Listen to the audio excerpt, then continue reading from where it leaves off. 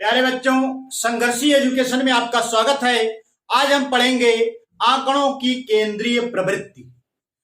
अगर हम किसी कक्षा के विद्यार्थियों की ऊंचाई अगर ज्ञात करें तो हम ये पाएंगे कि ज्यादा से ज्यादा बच्चे ऐसे होते हैं जिनकी ऊंचाई या तो समान होती है या उनकी ऊंचाई में बहुत कम अंतर होता है, और बहुत कम ऐसे बच्चे होते हैं जिनकी ऊंचाई अन्य बच्चों की ऊंचाई की तुलना में बहुत अधिक होती है, या बहुत कम बच्चे ऐसे होते हैं जिनकी ऊंचाई अन्य बच्चों की तुलना में ज्यादा कम होती है।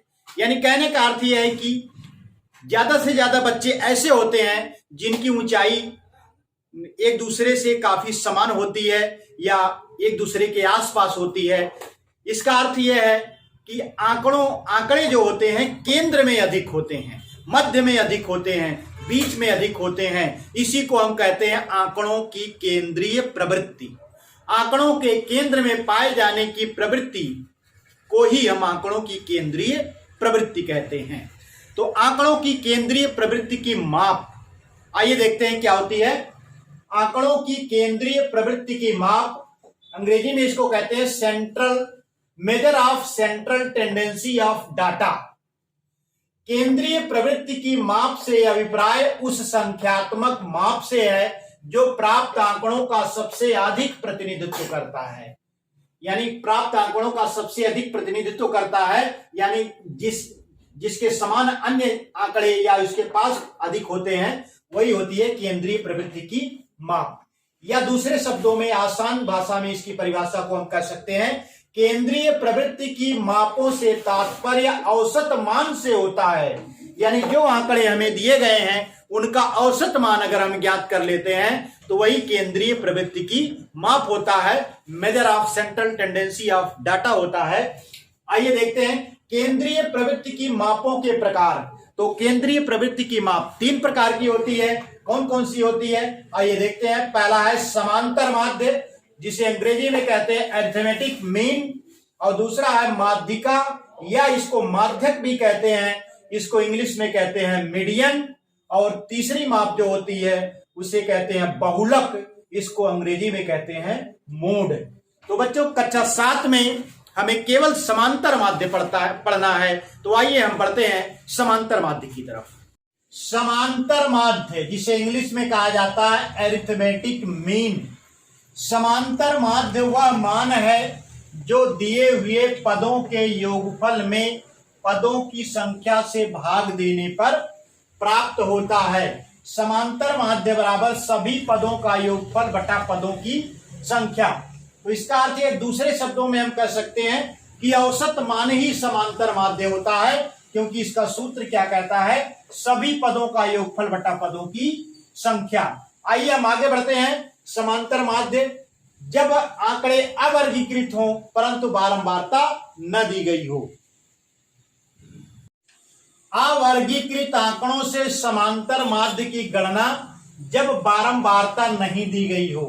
यदि पदों का समूह x1, x2, x3, x4 dot dot xn है, जिसमें पदों की कुल संख्या n है, तो परिभाषा के अनुसार समांतर माध्य बराबर सभी पदों का योगफल बटा पदों की संख्या होती है। तो यहाँ पर सब पद जो है x1, x2, x3, xn है, तो x1 धन x2 धन x3 धन x4 धन, और उसके बाद डॉट डॉट डॉट डॉट धन xn, यानी x1 से xn तक योग किया जाएगा। उसके बाद पदों की संख्या यानी n से भाग दी जाएगी। इसे शॉर्टकट में हम लिखते हैं सिग्मा x बटा n। ये सिग्मा का संकेत है, जहां सिग्मा x बराबर होता है x1 plus x2 plus x3 plus x4 2 plus xn, यानी x1 से xn तक योग को व्यक्त करता है सिग्मा x। सिग्मा ग्रीक भाषा का एक अक्षर है जो योगफल का संकेत है। तो इस प्रकार से अवर्गीकृत आंकड़ों से समांतर माध्य की गणना करने का सूत्र हमने देखा। आइए हम बढ़ते हैं अगले सूत्र।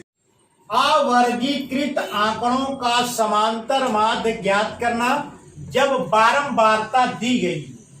आइए देखते हैं अवर्गीकृत आंकड़ों का समांतर माध्य कैसे ज्ञात करते हैं जब बारंबारता दी गई हो। इस प्रकार के आंकड़ों का समांतर माध्य ज्ञात करने के निम्नलिखित चरण है। पहला, सबसे पहले प्रत्येक पद में संगत बारंबारता से गुणा करते हैं। दूसरा क्या है, प्राप्त गुणनफलों का योगफल करते हैं। फिर उसके बाद गुणनफलों के योगफल को बारंबारताओं के योगफल से भाग देते हैं। यही अभीष्ट भागफल क्या होता है, समांतर माध्य होता है। यदि समूह के पद x1, x2, x3, x4 से लेकर के xn है, xn तक है, तथा इनकी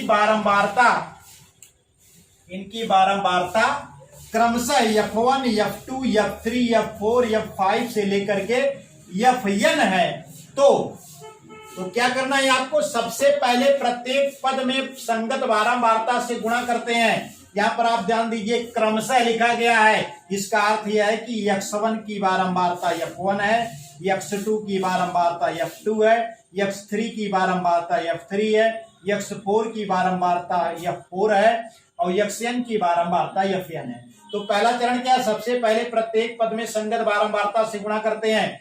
तो f1 का गुणा हमने x1 में कर लिया, यानी इसकी बारंबारता f1 थी तो गुणा कर लिया। उसी प्रकार से f2 गुणे x2 हो गया, f3 गुणे x3 हो गया, लास्ट में क्या है fn गुणे xn हो गया। फिर क्या है, प्राप्त गुणनफलों का योगफल ज्ञात करते हैं। तो योगफल ज्ञात करने के लिए देख लीजिए बीच में हमने धन का चिन्ह लगा दिया है, यानी प्रत्येक पद की संगत बारंबारता से गुणा करके उनका क्या है, योगफल कर लिया है। उसके बाद क्या करना है, गुणनफलों के योगफल को बारंबारताओं के योगफल से भाग देते हैं। तो बारंबारताएं हमारी ये हैं, f1, f2, f3, f4 से लेकर के fn है, तो योगफल से ये भाग देना है। तो योगफल करते हैं f1 धन f2 धन f3 धन f4 से लेकर के धन fn तक, बराबर इसे लिख सकते हैं 60 कट में सिग्मा fx बटा सिग्मा f। सिग्मा क्या है, योगफल का सूचक है, योगफल का संकेत है, यह ग्रीक भाषा का शब्द है। तो यानी सिग्मा fx का मतलब ये हो जाएगा f1 x1 धन f2 x3 f2 x2 धन f3 x3 से लेकर के धन fn xn। और सिग्मा f का क्या मतलब हो जाएगा, f1 धन f2 धन f3 से लेकर के धन fn तक। तो इस प्रकार से हमने देखा अवर्गीकृत आंकड़ों का समांतर माध्य जब बारंबारता दी गई हो। तो आइए हम इस पर आधारित अभ्यास के प्रश्नों को हल करते हैं।